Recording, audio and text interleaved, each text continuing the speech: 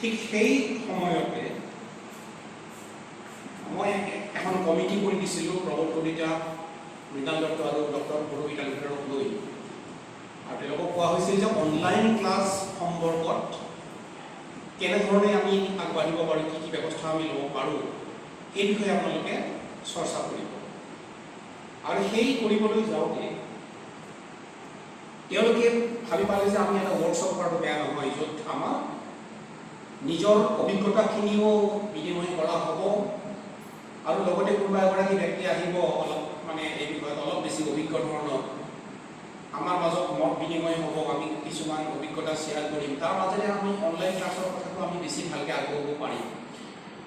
আৰু কথাটো এনেকুৱা আছিল যে অনলাইন ক্লাছ যদিও আমি এতিয়া দেখিছোঁ যে ছেপ্টেম্বৰত চৰকাৰে মহাবিদ্যালয়সমূহ খোলাৰ কাৰণে যত্ন কৰিব, সেই ধৰণৰ গাইডলাইনো প্ৰস্তুত কৰা হৈছে, আৰু সেই গাইডলাইন সম্পৰ্কত আমাক মত দিবলৈও কোৱা হৈছে।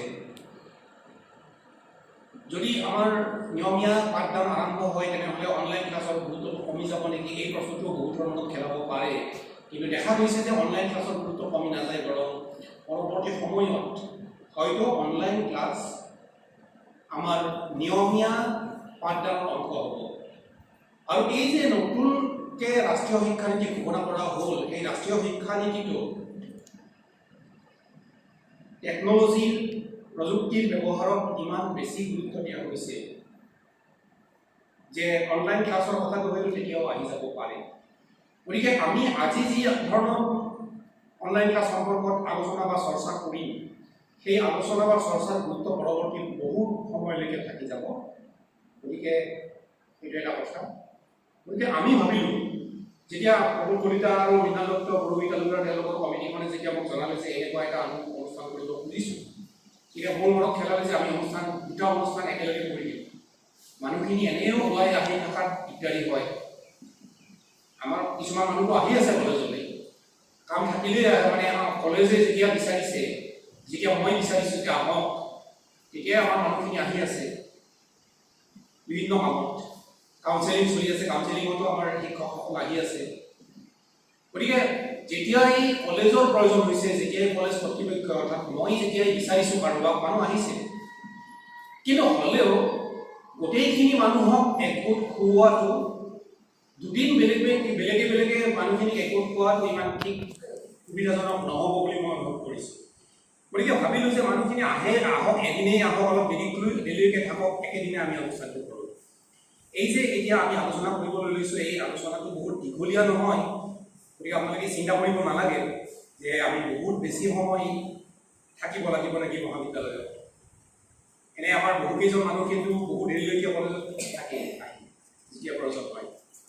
যি নহওক, এই যে ৰাষ্ট্ৰীয় শিক্ষানীতি সম্পৰ্কে আমি আলোচনা কৰিম বুলি ভাবিছোঁ, তাতে মই কথাটো এনেকুৱাকৈ ভাবিছোঁ যে মই প্ৰথমে ৰাষ্ট্ৰীয় শিক্ষানীতি সম্পৰ্কত, ৰাষ্ট্ৰীয় শিক্ষানীতি যি ইতিমধ্যে কেবিনেটে গ্ৰহণ কৰিছে, গেজেটত ওলাইছে, সেই ৰাষ্ট্ৰীয় শিক্ষানীতিৰ মূল কথাকেইটা মই আপোনালোকৰ ওচৰত দাঙি ধৰিম। আৰু আপোনালোকৰ ফালৰ পৰাও এই বিষয়ত মত আহ্বান কৰা হ'ব। আপোনালোকেও আপোনালোকৰ চিন্তাধাৰা বা আপোনালোকৰ দৃষ্টিভংগী, আপোনালোকৰ মানে মনোভাৱ ব্যক্ত কৰিব। কেৱল মোৰ লেকচাৰেৰে কথাটো শেষ নহয়, আপোনালোকৰ পৰাও মত আমি আহ্বান কৰিম। কিন্তু আৰম্ভণিটো ময়ে কৰিব খুজিছোঁ যে মই ৰাষ্ট্ৰীয় শিক্ষানীতি সম্পৰ্কে মানে যিখিনি ৰাষ্ট্ৰীয় শিক্ষানীতিত আছে মূল কথা, সেই মূল কথাখিনিক স্পৰ্শ কৰি যাওঁ, সেইটো আছিল মোৰ উদ্দেশ্য। আৰু এটা কথা যে ৰাষ্ট্ৰীয় শিক্ষানীতি প্ৰস্তুতকৰণৰ কাৰণে এখন ডাঙৰ কমিটি মানে চৰকাৰে গঠন কৰিছিল, আৰু সেই কমিটিখনে 2018 চনৰ ডিচেম্বৰ মাহত এই কমিটিখনৰ খচৰা, ৰাষ্ট্ৰীয় শিক্ষানীতিৰ এটা খচৰা তেওঁলোকে দাঙি ধৰিছিল ৰাজহুৱাভাৱে। আৰু সেই খচৰা কোৱা হৈছিল ৰাষ্ট্ৰীয় শিক্ষানীতি 2019ৰ খচৰা। সেই খচৰা সম্পৰ্কত বিভিন্ন আলোচনা বিলোচনা হ'ল, ৰাইজৰ মতামত আহ্বান কৰা হ'ল। বিশেষকৈ আমাৰ অসমতে উচ্চ শিক্ষা সঞ্চালকৰ তৰফৰ পৰা অধ্যক্ষসকলেও জনোৱা হৈছিলে আপোনালোকে মত দিয়ক, ময়ো লিখিতভাৱে মত দিছিলোঁ, ৰাইজেও মত দিছে, বিভিন্ন সময় বিভিন্ন সংগঠনেও দিছে। সেই মতবিলাক আকৌ চৰকাৰৰ ঘৰলৈ প্ৰেৰণ কৰা হৈছিল, কেন্দ্ৰীয় চৰকাৰৰ ওচৰলৈকে। এই গোটেইখিনিৰ পিছত ৰাষ্ট্ৰীয় শিক্ষানীতিৰ খচৰাখন আছিল 483 পৃষ্ঠা, এটা বৃহৎ খচৰা। সেই খচৰাৰ পিছত বিভিন্ন দিশ আলোচনা কৰি কিছু সাল সলনি কৰি এতিয়া ৰাষ্ট্ৰীয় শিক্ষানীতি দাঙি ধৰা হৈছে। আৰু সেই ৰাষ্ট্ৰীয় শিক্ষানীতি দাঙি ধৰোঁতে এই ৰাষ্ট্ৰীয় শিক্ষানীতি লিখিতখন কিন্তু খচৰাতকৈ বহুত সৰু, প্ৰায় 60-65 পৃষ্ঠামান হ'ব, 65 পৃষ্ঠামান হ'ব। খচৰাখন কিন্তু আছিল 483 পৃষ্ঠা। ইয়াত খচৰাৰ যিটো মূল নীতি, সেই মূল নীতিটো একেই ৰখা হৈছে।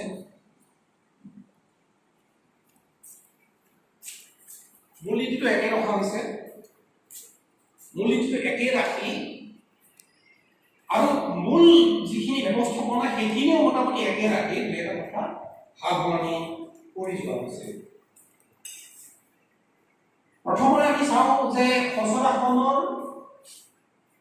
যিটো প্ৰিন্সিপললৈকে যোৱাৰ আগতে খচৰাখনৰ দৃষ্টিভংগীটো কি দৃষ্টিভংগী আগত লৈ এই খচৰাখন কি খচৰা নহয় ৰাষ্ট্ৰীয় শিক্ষানীতি 2020 দাঙি ধৰা হৈছে। প্ৰথম কথাটো হ'ল ৰাষ্ট্ৰীয় শিক্ষানীতি 2020 প্ৰস্তুত কৰা সমিতিখনে তেওঁলোকে বিচাৰ কৰিছে যে ভাৰতত প্ৰাচীন ভাৰতত শিক্ষাৰ এটা ঐতিহ্য আছিল।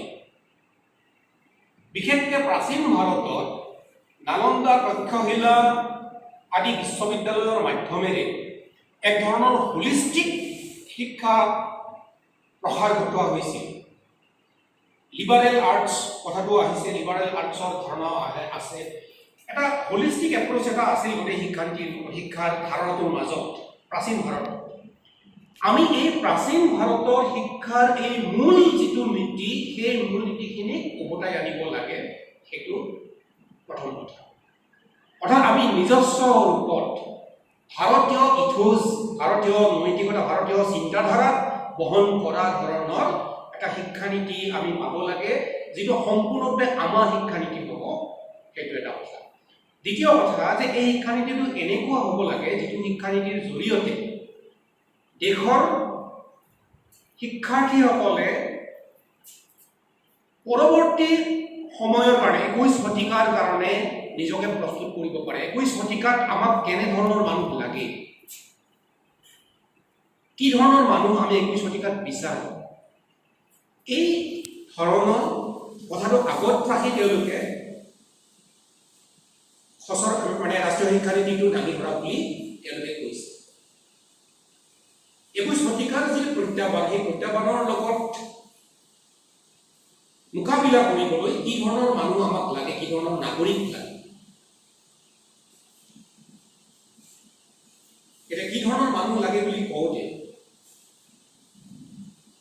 শিক্ষানীতিৰ এটা মূল তাৎপৰ্যৰ কথা তেওঁলোকে কৈছে যে এই শিক্ষানীতিৰ মূল কথাটো হ'ব সামগ্ৰিকভাৱে এগৰাকী ব্যক্তিৰ সামগ্ৰিক বিকাশ, এগৰাকী শিক্ষাৰ্থীৰ সামগ্ৰিক বিকাশ। সামগ্ৰিক বিকাশ বুলি কওঁতে এনে এটা আমাৰ ধাৰণা আছে যে বিজ্ঞানীয়ে কয়, মনস্তত্বই কয় যে মানুহৰ মগজুৰ দুটা ভাগ থাকে। এটা ভাগ অলপ যুক্তিবাদী, ৰিজনিং পাৱাৰটো বেছি, যুক্তি বিচাৰৰ ক্ষমতাটো বেছি, আৰু সেই ভাগটো চায়েন্সৰ কাৰণে উপযুক্ত। আনটো ভাগৰ আৱেগিক ফেক্টৰ্ছবিলাক বেছি, আৱেগিক কাৰকবিলাক বেছি, আৰু সেই ভাগটো কলাৰ কাৰণে উপযুক্ত। আগতে শিক্ষানীতিবিলাকত কি কৰা হৈছিল যে বিজ্ঞানৰ ফালটো যাৰ বেছি সক্ৰিয় তেওঁ বিজ্ঞানৰ মানুহ হওক, কলাৰ ফালটো যাৰ বেছি সক্ৰিয় তেওঁ কলাৰ মানুহ হওক। এতিয়া কোৱা হৈছে যে নহয়, মগজুৰ এই দুটা ভাগৰ মাজত এটা সমিলমিল থাকিব লাগিব, দুটা ভাগে ইটো সিটোৰ পৰিপূৰক হৈ থাকিব লাগিব, আৰু তেতিয়াহে মানুহজনৰ সামগ্ৰিক বিকাশ সম্ভৱ হ'ব। এইখিনি কথা কোৱাৰ পিছত মই এতিয়া খুব দৌৰা-দৌৰিকে ফাণ্ডামেণ্টেল প্ৰিন্সিপলছখিনি কৈছোঁ। Recognizing, identifying and fostering the unique capabilities of each student, প্ৰতিগৰাকী ছাত্ৰৰ ইউনিক কেপেবিলিটি, প্ৰতিগৰাকী ছাত্ৰৰ নিজস্ব কিছু সামৰ্থ্য থাকে, সেই নিজস্ব একক অনন্য সামৰ্থ্যখিনি আগত লগাব লাগে, চিনাক্ত কৰিব লাগে, তাক বিকাশৰ কাৰণে যত্ন কৰিব লাগে। According the highest priority to achieving foundational literacy and numeracy by all students by grade 3. এটা গুৰুত্বপূৰ্ণ কথা, প্ৰাথমিক শিক্ষাৰ লগত যুক্ত। দেখা গৈছে যে ভাৰতত এই যে ইমান বছৰে ভাৰতত শিক্ষা চলি আহি আছে, দেখা যায় যে প্ৰায় 5 কোটিমান শিশু তেওঁলোকে ফাউণ্ডেশ্যনেল লিটাৰেচি আৰু নিউমাৰেচিৰ পৰা দূৰত থাকে। ফাউণ্ডেশ্যনেল লিটাৰেচি আৰু নিউমাৰেচি মানে কি, যে এগৰাকী শিশু, এটা শিশুৱে আখৰবিলাক ভালকৈ চিনিব লাগিব, যিকোনো লেখা ভালকৈ পঢ়িব পাৰিব লাগিব। আপোনালোকে নিজে মন কৰক, আপোনালোকে নিজে বহুত শিশু দেখিব, প্ৰাথমিক শিক্ষা লাভ কৰি থকা শিশু আপোনালোকে দেখিব, যিসকলে ভালকৈ অসমীয়াই ধৰক অসমীয়া ভালকৈ পঢ়িব নোৱাৰে, কোনোবাটো আখৰ চিনিয়ে নাপায়। ক্ষয়টো চিনি পায় নে সকলো ছাত্ৰ ছাত্ৰীয়ে? ক্ষয়, ব্ৰহ্মপুত্ৰৰ মন বহুতে নাপায়। এইটো নিউমাৰেচি, ফাউণ্ডেশ্যনেল নিউমাৰেচি, 1 2 3 4 সংখ্যাবিলাকতো জানিবই লাগিব। 7 আৰু 5 যোগ কৰি কৰাটো, 12 আৰু 25 যোগ কৰাটো, সেই সামৰ্থ্যখিনি থাকিব লাগিব। দেখা যায় যে এটা হিচাপ কৰি উলিয়াইছিল যে প্ৰায় 5 কোটিমান শিশুৱে এই সামৰ্থ্যখিনি নোহোৱাকৈ প্ৰাথমিক শিক্ষা লাভ কৰি আছে আৰু এটা সময়ত উজুতি খাইছে। গতিকে গ্ৰেড 3 লৈকে ছাত্ৰ ছাত্ৰীসকলে ফাউণ্ডেশ্যনেল লিটাৰেচি আৰু নিউমাৰেচি এইখিনি আয়ত্ত কৰিব লাগিব। ফ্লেক্সিবিলিটি, এইখিনি আৰু পিছতে আহে। No hard separation between arts and science, curricular and extra curricular, vocational and academic. Flexibility, এগৰাকী ছাত্ৰই যদি ৰাজনীতি বিজ্ঞান পঢ়িব বিচাৰে, সেই ছাত্ৰজনৰ একে সময়তে যদি ফিজিক্স পঢ়াৰ মন হয়, যিটো চিবিচিএছতো মানে চিবিচিএছৰ মূল ধাৰণাত লৈ আছে, তেওঁ নোৱাৰে। এগৰাকী ছাত্ৰই হায়াৰ ছেকেণ্ডাৰীত ধৰা হ'ল, এগৰাকী ছাত্ৰই ভাবিছে যে মই ডাক্তৰ হ'ম। এতিয়া সেই ছাত্ৰগৰাকী হায়াৰ ছেকেণ্ডাৰীত ছায়েন্স পঢ়াটোৱে স্বাভাৱিক কথা, কিন্তু তেওঁ ভাবিলে যে মই একে সময়তে ভাৰতৰ বুৰঞ্জীৰ বিষয়েও মই জ্ঞান লম। তেওঁ কি কৰিব? আমাৰতো সেই ব্যৱস্থাটো নাই। ফ্লেক্সিবিলিটি থাকিব লাগিব যে ছায়েন্স আৰ্টছ বুলি কথা নাই, যাৰ যি ইচ্ছা সেই ছাবজেক্ট পঢ়িব সুবিধা পাব লাগিব। ছায়েন্স আৰ্টছ বুলি কথা নাহে, আৰ্টছ কমাৰ্চ বুলি কথা নাহে, যিটো আগতে প্ৰাচীন নালন্দা তক্ষশিলাত আছিল। Curricular, extra curricular, vocational academic বুলি কথা নাই। উদাহৰণ দিছোঁ, আমাৰ হুছেইন ছাৰৰ ল'ৰাজন ফটোগ্ৰাফীত ভাল, খুবেই ভাল। আমাৰ নমিতা দাসৰ ল'ৰাটো ফটোগ্ৰাফীত ভাল। হুছেইন ছাৰৰ ল'ৰাটো ইয়াতে কি মেজৰ কৰি আছে? ছাৰ পলিটিকেল চায়েন্স মেজৰ পঢ়ি আছে। সি ভাবিলে যে মই একেলগে যদি ফটোগ্ৰাফীও ছাবজেক্ট ল'ব পাৰোঁ, থাকিব লাগিব সেই বিষয়ে। মাল্টিডিচিপ্লিনাৰী, এই মাল্টিডিচিপ্লিনাৰী শব্দটো আমাৰ কাৰণে বিপদজনক হৈ উঠিব। মই অলপ দেৰিকৈ কৈ আছোঁ কিয় বিপদজনক হৈ উঠিব। কলেজবিলাকৰ কাৰণে শিক্ষা এতিয়া মাল্টিডিচিপ্লিনাৰী হ'ব লাগিব। BHB কলেজ আৰ্টছ কলেজ থাকিব নোৱাৰে, মই কম এই বিষয়ে পিছত। হোলিষ্টিক এডুকেশ্যন, এই যে ৱাটাৰ টাইপ কম্পাৰ্টমেণ্ট, জয়ন্ত চৰকাৰ কমাৰ্চৰ মানুহ, মই আৰ্টছৰ মানুহ, এসময়ত ছায়েন্সত আছিল। দীপ্তিমণি গোস্বামী আৰ্টছৰ মানুহ। হোলিষ্টিক, এতিয়া কোনোবা এগৰাকী ছাত্ৰইটো বিচাৰিব পাৰে যে মই কমাৰ্চৰ বস্তু এটাও পঢ়িম, মই একাউণ্টেঞ্চিৰ বিজ্ঞানো ল'ম আৰু মই সংস্কৃত পঢ়িম।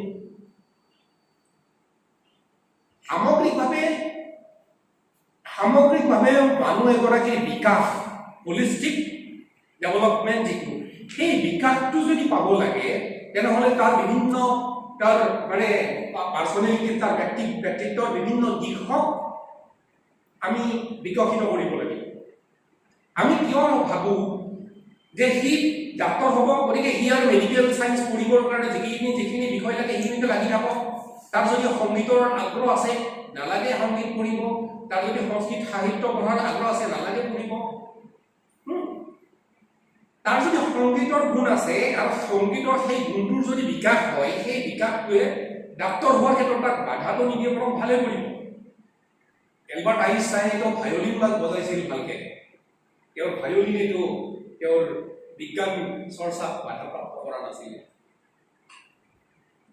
emphasis on conceptual understanding, বিষয়গত ধাৰণা সম্পৰ্কত মানে গুৰুত্ব থাকিব, ধাৰণা ল'ব লাগিব। মুখস্থ কৰি আহি পৰীক্ষা দিলে সেইটো নহ'ব। ক্ৰিয়েটিভিটি এণ্ড ক্ৰিটিকেল থিংকিং, শিক্ষাৰ এতিয়ালৈকে কি হৈ আছে যে এটা ল'ৰাই বা এজনী ছোৱালীয়ে ভালকে মুখস্থ কৰিলে, পৰীক্ষাত বহিলে, উত্তৰ লিখিলে হ'ল আৰু সেই ছাত্ৰগৰাকীৰ ক্ৰিয়েটিভ ডেভেলপমেণ্ট, এটা সৃষ্টিশীলতাৰ বিকাশ এটা হ'ব লাগিব। আৰু ক্ৰিটিকেল থিংকিং, ক্ৰিটিকেলি চিন্তা কৰা, যুক্তি নিৰ্ভৰ চিন্তা কৰাৰ যিটো বিশ্লেষণাত্মক যিটো দৃষ্টিভংগী, সেই দৃষ্টিভংগীটোৰ বিকাশ হ'ব লাগিব। সেইটো এটা উদ্দেশ্য হ'ব। Ethics and human and constitutional values, এথিক্সৰ ওপৰত, নীতিশাস্ত্ৰৰ ওপৰত গুৰুত্ব থাকিব। মানৱীয় মূল্যবোধৰ চৰ্চা যাতে ছাত্ৰ ছাত্ৰীৰ হয় সেইটো ব্যৱস্থা থাকিব লাগিব। আৰু আমাৰ দেশৰ সংবিধানৰ যিখিনি মূল্যবোধ, এই মূল্যবোধখিনিৰ প্ৰতি শ্ৰদ্ধা যাতে ছাত্ৰ ছাত্ৰীসকলে আয়ত্ত কৰিব পাৰে তাৰ ব্যৱস্থা থাকিব লাগিব। প্ৰমোটিং মাল্টিলিংগুৱেল, এইটো এটা important point, multilingualism and power of language. Multilingualism, বহুভাষিতা, এই বিষয়টোত মই অলপ পিছত আৰু কৈ আছো। বহুভাষিতা আৰু ভাষাৰ শক্তি বা ভাষাৰ ক্ষমতা, এইটো এটা গুৰুত্ব আছে। লাইফ স্কিল, জীৱনশৈলী, জীয়াই থকাৰ কাৰণে কিছুমান অতিৰিক্ত শৈলীৰ প্ৰয়োজন, অতিৰিক্ত কিছুমান যোগ্যতাৰ প্ৰয়োজন, সেইখিনিকো গুৰুত্ব দিয়া হ'ব। Focus on regular formative assessment for learning. আমাৰ কি হয়, পৰীক্ষা হয়, বছৰৰ মূৰত এটা পৰীক্ষা, আজিকালি ছেমিষ্টাৰৰ কাৰণে 6 মাহৰ মূৰত এটা পৰীক্ষা হয়। 6 মাহৰ মূৰত যিটো পৰীক্ষা সেইটোৱে আৰু একমাত্ৰ পৰীক্ষা। কিন্তু ফৰ্মেটিভ এছেছমেণ্ট, এটা ৰেগুলাৰ বেচিছত শিক্ষা যে ঠিকমতে লৈ আছে ছাত্ৰ ছাত্ৰীসকলে, তাৰ এটা নিয়মীয়া মূল্যায়ন হৈ থাকিব লাগিব। এক্সটেন্সিভ ইউজ অফ টেকনলজি, কাৰিকৰ মানে প্ৰযুক্তিগত দিশবিলাকৰ ব্যৱহাৰ হ'ব লাগিব। Respect for diversity and local context, এইটো এটা গুৰুত্বপূৰ্ণ কথা এই কাৰণে যে অলপ পিছত আমি পাম যে নতুন শিক্ষা, এই শিক্ষানীতিয়ে গোটেই দেশখনত এক ধৰণৰ শিক্ষা ব্যৱস্থা আনিব খুজিছে। অলপ পিছত আমি দেখিম যে গোটেই দেশত পাঠ্যক্ৰম একেধৰণৰ হ'ব, একেধৰণৰ পাঠ্যক্ৰম তৈয়াৰ কৰাৰ কাৰণে এটা বহি থাকিব, ব্যৱস্থা একেধৰণৰ হ'ব। যদি সেইটো হয় তেনেহ'লে আমাৰ ছাত্ৰ ছাত্ৰীসকলে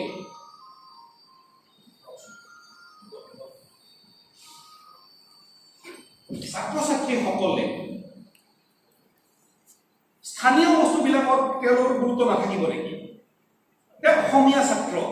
অসমীয়া ছাত্ৰসকলে কি অসমৰ সংস্কৃতি, অসমৰ সাহিত্যৰ বিষয়ে অধ্যয়ন কৰিব নালাগিব নেকি? অসমৰ সংস্কৃতিৰ কথা জানিব নালাগিব নেকি? এই যে দেশখন ডাইভাৰ্চিটি আমি যে দেখিছো, এই যে আমাৰ দেশখনত যে বহুত্ব আছে, এই বহুত্বক স্থান দিয়া নহ'ব নেকি?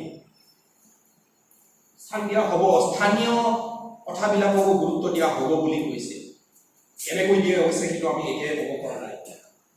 ফুল ইকুৱেলিটি এণ্ড ইনক্লুজন, শিক্ষা লাভৰ ক্ষেত্ৰত সকলোৰে সমান অধিকাৰ থাকিব আৰু সকলোকে, সমাজৰ সকলো স্তৰৰ মানুহকে অন্তৰ্ভুক্ত কৰি লোৱা হ'ব এই শিক্ষা আঁচনিৰ মাজত। সকলোৱে শিক্ষা পাবই লাগিব, সকলোৱে শিক্ষাৰ সুযোগ সমানে পাব লাগিব।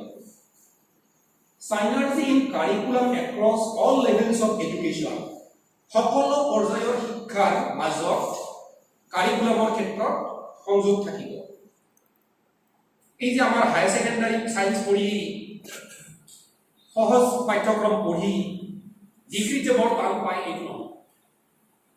হা ডিগ্ৰী হাই সেকেন্ডাৰী কি হয় ধৰক পলিটিক্যাল সায়েন্স অসমীয়া বা সংস্কৃত বা যি সাবজেক্ট হিষ্ট্ৰী সহজ সাবজেক্ট পঢ়ি আহিল যেতিয়া আহি দেখিছে ডিগ্ৰী সাংঘাতিক টান পঢ়িব লাগে এটা তালমিল থাকিব লাগে teachers and faculty as the heart of the learning process teacher আৰু ফেকাল্টিৰ কথা কৈছে তেওঁলোক হল শিক্ষা প্ৰক্ৰিয়াটোৰ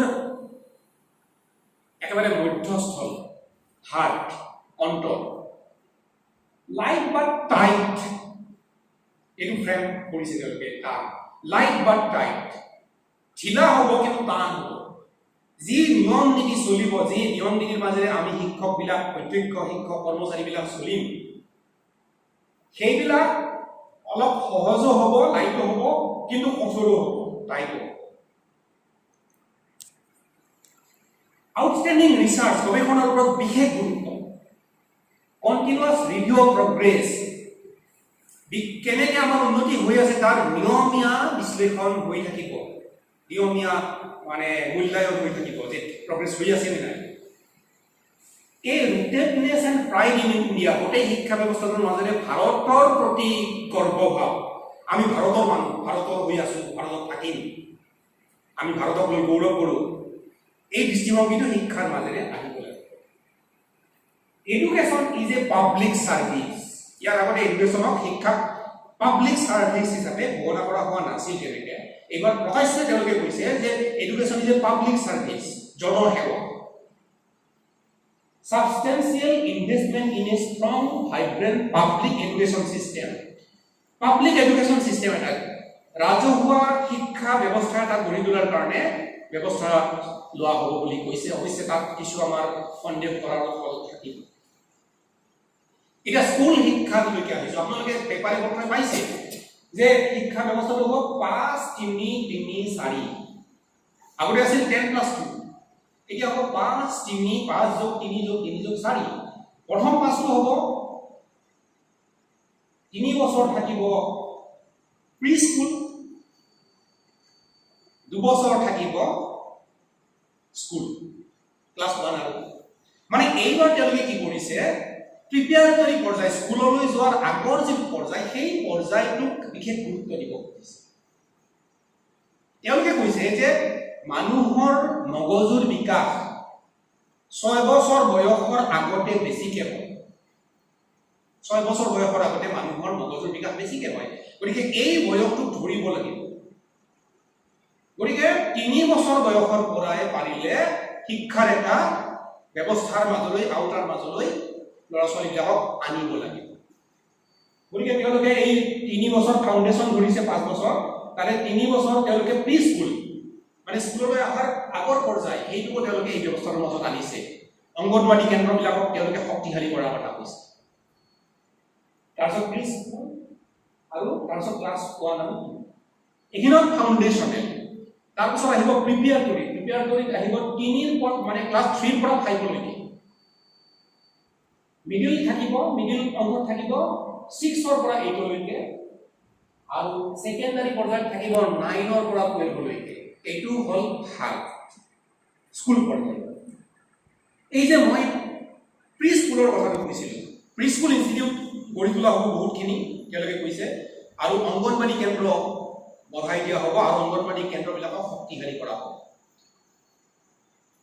এটা ধাৰণা তেওঁলোকে ল'ব খুজিছে যাক কোৱা হৈছে ECCE early childhood care and education এইটো বিশেষ গুৰুত্ব সহকাৰে লোৱা হৈছে early childhood care and education মানে স্কুললৈ অহাৰ আগতে 3 বছৰ বয়সমানৰ পৰাই কেনে ধৰণে শিশুটোৰ যত্ন লোৱা যাব এই কথাবিলাক এটা বিশেষ পলিচিয়ে থাকিব ECCE বুলি কোৱা হৈছে যাক